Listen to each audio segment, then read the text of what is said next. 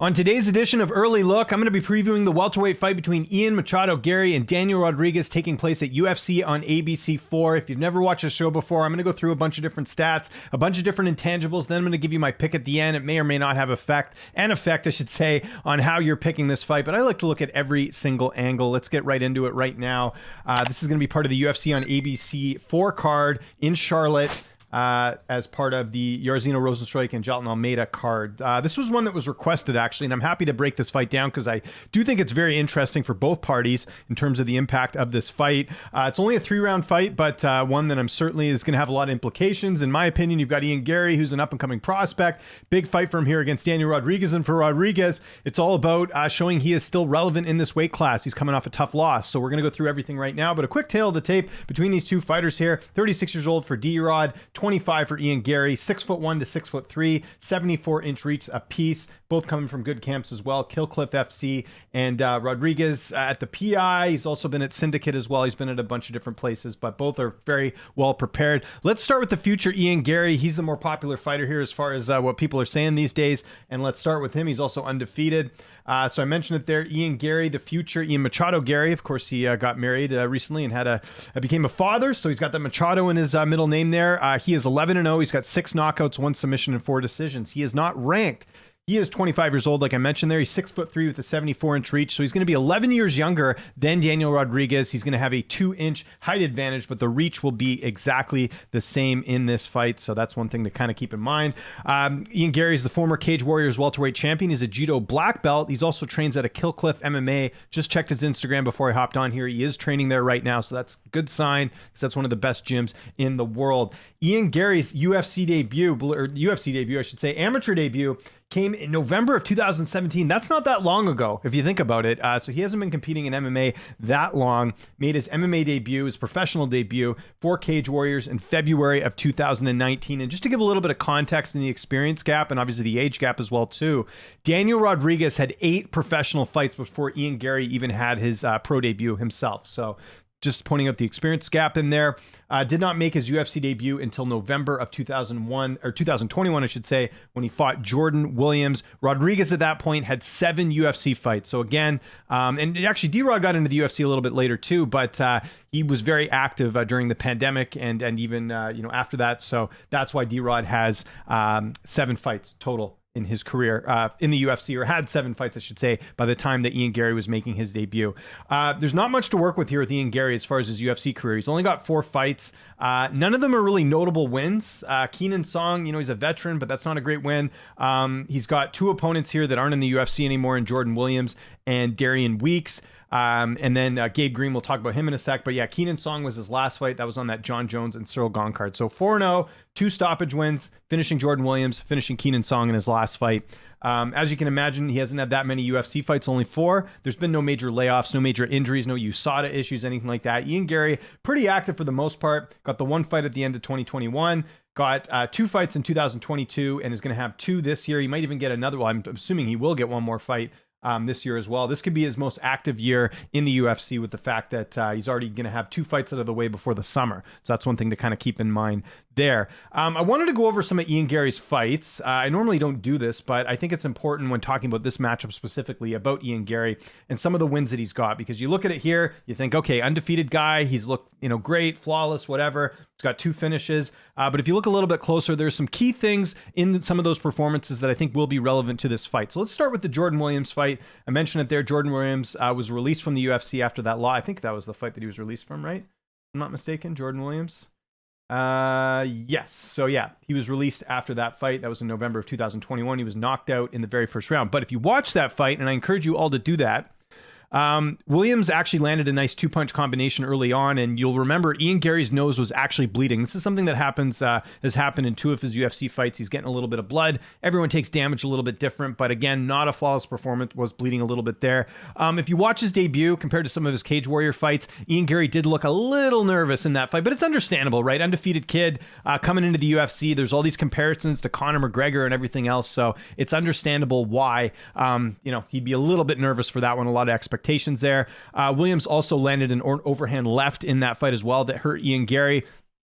But it was just a case of, kill or be killed. And Ian Garry went out there and eventually finished Jordan Williams himself here. So again, you look at this fight, you see first round finish, you think, okay, he's doing great, but he did take a couple good shots in that one. But let's just chalk that up to maybe jitters, whatever. Those are, some fighters just, they don't perform at their best in their UFC debut. So we'll just chalk it a bit up to that. But it is a bit concerning that Williams was able to land the same Jordan Williams who, was released from the UFC after that. Okay, let's talk about the Darian Weeks fight. That was at UFC 273 in April of 2022. So should point out that Darian Weeks was 0-3 in the UFC, got released after that. So just talking about the competition that he's fighting, which is fine. By the way, I don't have an issue with Ian Garry fighting Jordan Williams and Darian Weeks back to back. You got to build fighters up. If you got, look at what happened with Raul Rosas Jr. Second UFC fight, he loses. You don't want to do that here with prospects that have that it factor. And Garry certainly has that. Good looking guy, exciting fighter, good personality. You want to build fighters up. So no issues with who he's fighting, but we do have to point it out because, again, I think it's relevant to this fight. So I mentioned it there. Weeks went 0-3 in the UFC, losing to Barberena, Ian Garry, and Johan Lainesse after that, although the Lainesse fight was a split decision loss. But still, once again, Ian Garry got his nose a bit bloody in that one, but the Darian Weeks fight was more dominant in my opinion. It did go the distance anyways, but I don't think you could have given any of those rounds to Darian Weeks. He looked, Ian Garry looked Machado Garry, I should say, looked very good in that matchup. Okay, let's talk about the Gabe Green fight. That was at UFC 276. I was actually in person for that one. That was back in July of 2022 as part of the International Fight Week card.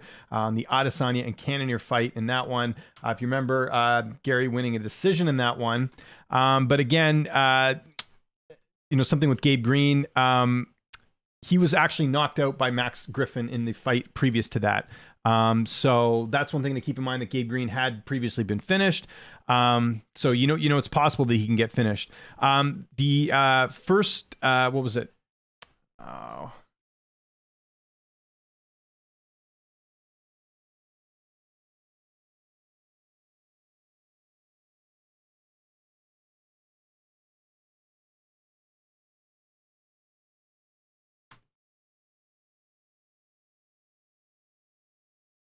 Okay, a couple things about Gabe Green that you need to know. Gabe Green lost to Daniel Rodriguez in his UFC debut, so they do have a common opponent there.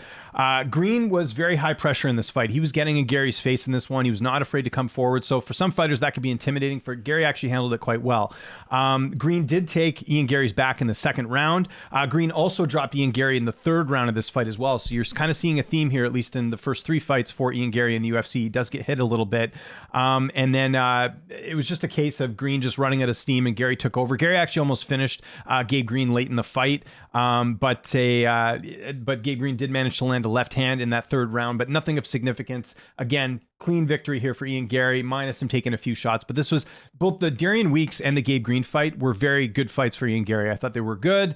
Maybe not the best competition for Ian Garry, but that's okay because they're just trying to build him up a little bit. Okay, now let's get to the fight against Keenan Song, which I think is really interesting as far as Gary's performance in that one.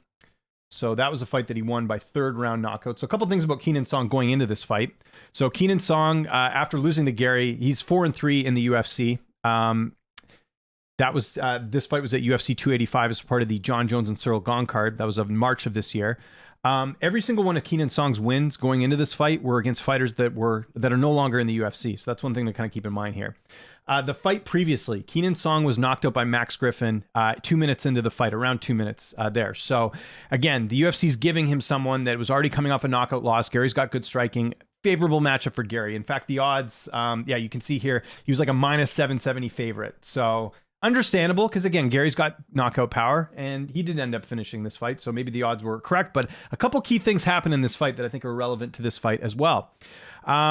There was a huge left by Keenan Song that landed in the first round. It was enough that I think you could have given that round to Keenan Song. So again, Garry getting off to a bit of a slow start here. Fought a guy with a bit of power. That power did play a factor in that first round. First round goes to Keenan Song, in my opinion.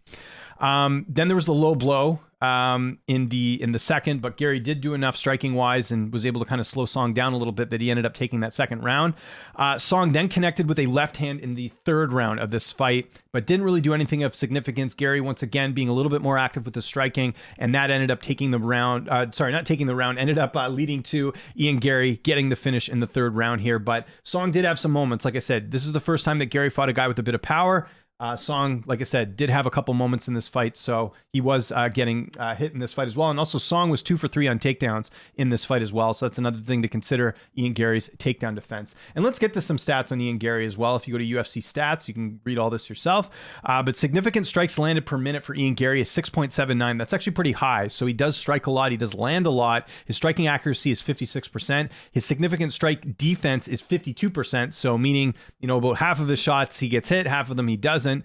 And then his takedown defense is 63% and his takedown accuracy is 50%. But again, these are just UFC fights. He's only small sample size, right? Just 4 fights here for Ian Garry. So that's pretty much what you need to know. This to me is a big step up here fighting Daniel Rodriguez, and I'll explain why right now. I know I keep saying that, but let's get into Daniel Rodriguez. There's a lot I got to get into with D-Rod. So D-Rod, you can see there's 17-3 record. He's got 8 knockouts, 4 submissions, and 5 decisions. He's 36 years old. He's 6'1". I don't think that's accurate because if you guys remember, there's a video I have on my channel. You can watch it here. D-Rod and I playing video games. I'm pretty sure we're around the same height. I'm 6 feet tall. D-Rod didn't look taller than me, but maybe they got that wrong, or maybe I don't remember that correctly. That could happen too, but I'm pretty sure he's closer to 6 feet. So just one thing I wanted to point that out there. And then obviously D-Rod has a 74-inch reach, the same as Ian Garry. Like Ian Garry, he is not ranked, although at one point he was ranked. He's a BJJ purple belt. That is Daniel Rodriguez. Just looked on Instagram before I hopped on here. I saw Rodriguez training at the PI with Marvin Vettori. He's also over at Syndicate MMA with his buddy Sasha Palnikov, who used to be in the UFC. So he's in Vegas right now training. That's a good sign. There's a lot of good bodies for him to work with heading into this fight. Rodriguez has also got performance of the night one time against Tim Means. D-Rod made his amateur debut way back in October of 2013. So again, number of years before Ian Garry made his amateur debut, made his mixed martial arts debut in June of 2015. And like I mentioned there, he had, I think, how many fights was it before Ian made his pro debut? Ian Garry, so he had 8 fights by the time that Ian Garry made his debut. So again, a bit of an experience gap there. And then you can see there, Daniel Rodriguez making his UFC debut in February of 2020. So, and then that was where he finished Tim Means, which was a very good win for him there. And look how active he was here, right? 3 fights in 2020. 4 fights in 2020. And again, this is during the pandemic. So he's got Tim Means, Gabe Green, Dwight Grant, Nicholas Dalby, and Mike Perry. Sorry, not Mike Perry. Dalby, Grant, Green, and Means. That's all fights that took place in 2020. So that's one of the reasons why he has more UFC fights than Garry did at that point, because he was very active in 2020. Got to point that out. Rodriguez is 7-2 in the UFC. He's got 3 stoppage wins. Again, he can pack a punch. We saw that in the Dwight Grant fight. It was a highlight reel finish there. Some notable wins for Daniel Rodriguez. He's got a few. So he's got, you could possibly put Tim Means in there, although I don't think Means has ever been ranked, but he fought Mike Perry, pretty notable, especially with what Perry did last weekend over in Bare Knuckle. Kevin Lee, notable guy as well. Kevin's been ranked before. Kevin actually fought for an interim title at lightweight. And then Li Jingliang as well. Split decision there. A lot of people feel like that should have gone the other way. We'll talk about that in a sec too. But those are some notable wins that he's had. And he's just got 2 losses in the UFC. Those were against Nicholas Dalby and Neil Magny.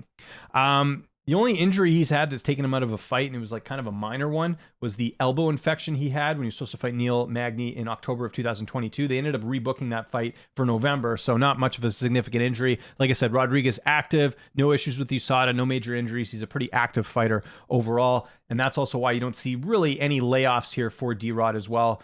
Fought 4 times in 2020. That's typically not going to happen. Okay, he's had a couple close fights. Let's talk about those close fights. Let's talk about the Nicholas Dalby fight, which he lost by unanimous decision. Went back and looked at the media scorecards for this one, and you guys can find this too if you go to MMAdecisions.com. But if you look at it there, that was at UFC 255, November of 2020.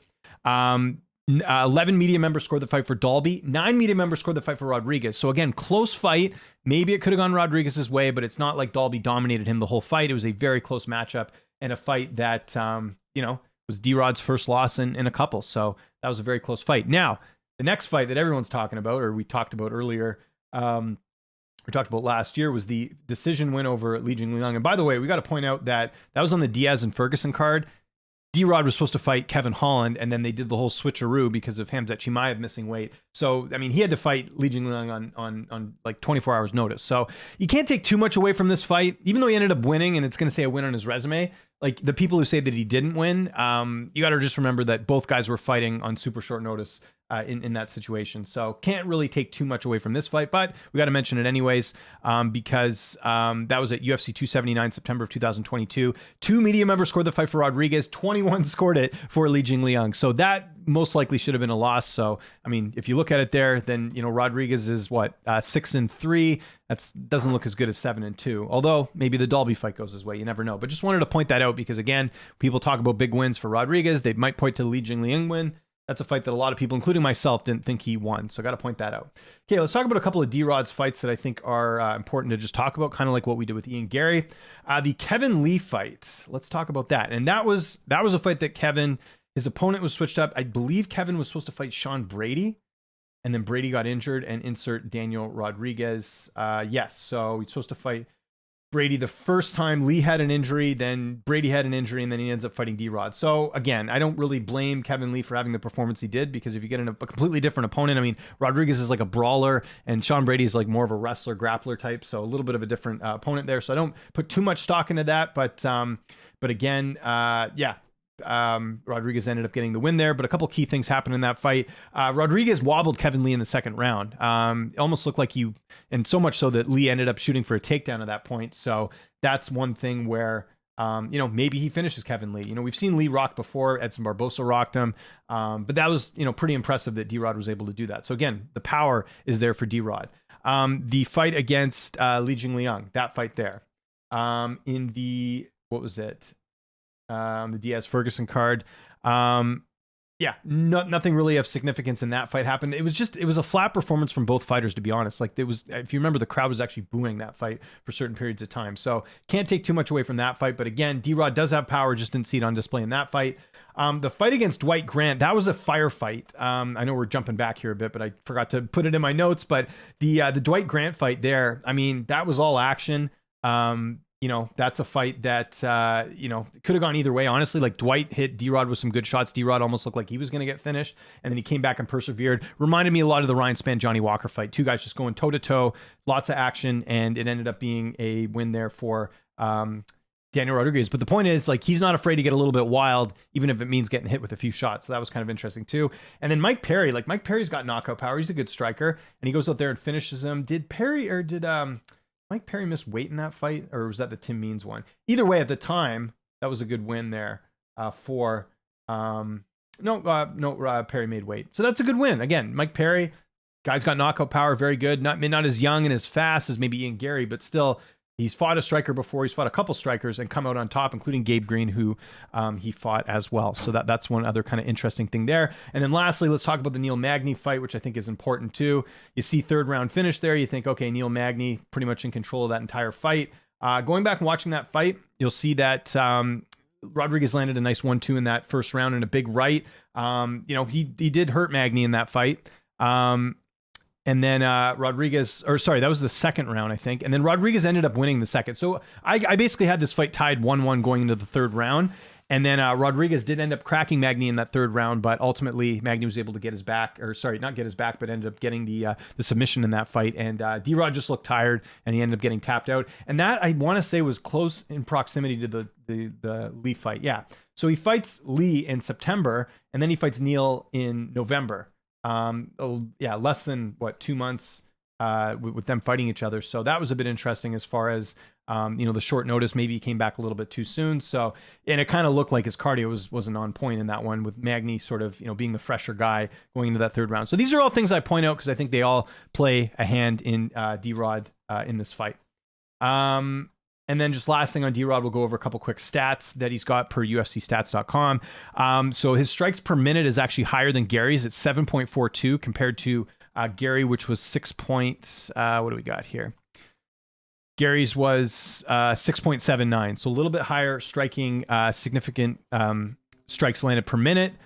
His striking accuracy, though, is only 50%. That's less than Ian Garry's. And his striking defense is 56%. So he does get hit a lot, too. But keep in mind, there's a bigger sample size with Daniel Rodriguez compared to Ian Garry. So maybe if Garry had more fights, maybe the stats would be similar. Just one thing to kind of keep in mind there. And then he's got a 62% takedown defense, although I don't think that'll be of any relevance in this fight because, you know, this fight's probably going to stay standing. Okay, we do not have odds in this fight, but I have seen some books have... Actually, I'm going to double check. I'm pretty sure we don't have odds yet. I feel like I did see some odds, and they had Ian Garry as the favorite. Oh, no, we do have odds. There we go. Okay. So see there, Ian Garry's minus 250 on a lot of these books here. The overall sum of them is Ian Garry minus 240. The comeback on Rodriguez plus 205. Like, I get it. There's a lot of reasons like Ian Garry in this fight. He's 11 years younger. He's getting better every fight. He's got power. We've seen him finish, Keenan Song in his last fight. There's a lot of reasons to like him here. And even on Tapology, if you look at the actual picks, you've got 73% of people picking Ian Garry in this fight as opposed to Daniel Rodriguez. Now, who am I picking in this fight? Well, I'm going Daniel Rodriguez. And I think especially because of the odds. He should not be plus 200 in this fight. Like, this is definitely a case of where the popular fighter is getting a lot of steam here. I don't think Ian Garry's proven much in the UFC. And again, I'm not knocking him here. I'm just talking about the optics of it. That, you look at his record, you say 11-0, you see a couple finishes there, but the competition hasn't been anywhere close to who Daniel Rodriguez has fought. Daniel Rodriguez has fought Kevin Lee. He's fought Mike Perry. He's fought Li Jingliang. He's fought Neil Magny. I know the Magny fight was a loss, but those are still better opponents than who Ian Garry's fought. And he does have a win over a guy that Ian Garry also fought in Gabe Green. And I thought Rodriguez looked a little bit more dominant in that fight, to be honest. So that's something that's kind of interesting as well. We know Rodriguez has got a chin. We saw that in the Dwight Grant fight. If you look at his career traditionally, let me just point this out. You look at D-Rod here as far as his losses, right? He has never been knocked out. And that's going to be a tough task for Ian Garry to do if he can't knock him out, because if it goes to a decision, I would almost argue that Daniel Rodriguez is the better striker than Ian Garry as far as like precision striking and all that. And again, Rodriguez lands more overall than Ian Garry does, or I shouldn't say lands more, but he throws more significant strikes than Ian Garry does. That's not a good recipe for a guy who's been tagged a few times in Ian Garry. Like I said, Ian Garry's last fight, he was a minus 700 favorite, and he almost lost in the first round of Keenan Song. That's not a good sign here when you're fighting a guy in Daniel Rodriguez. Now, the only problem with Rodriguez is he just hasn't finished a lot of guys overall in his UFC career. In fact, he's gone the distance more than he's had finishes. But you look at like the Preston Parsons knockout, Dwight Grant. Parsons is still in the UFC. Grant was released from the UFC shortly after that. We know he can do it. It's just the question, can he do it? Because if he can't, then maybe Garry, with the power shots, maybe he lands a little bit more and ends up taking a decision. I'll say this. If Ian Garry's going to win, I don't think it's going to be by knockout. I think Ian Garry wins by decision. I think if Daniel Rodriguez wins, I think he wins by knockout, and that is why I'm going with him in this fight. I'm going Daniel Rodriguez by second round knockout.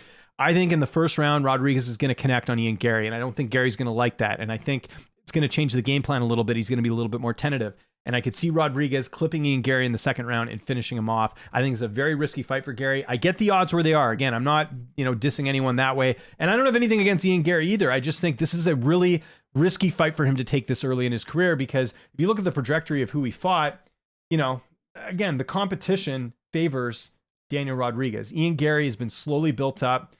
I'm guessing the UFC thinks that Rodriguez is done, or he's not going to get much. And looking at his age at 36, this is pretty much what you're going to get with Daniel Rodriguez at this point. But even the fact he went to a decision with Li Jingliang, whether you thought he won or not, that's still good. Li Jingliang, and I know he actually trains with Ian Garry, that's a good opponent to have on your resume, regardless of if you thought he won or not. The fact he even went the distance is very impressive here.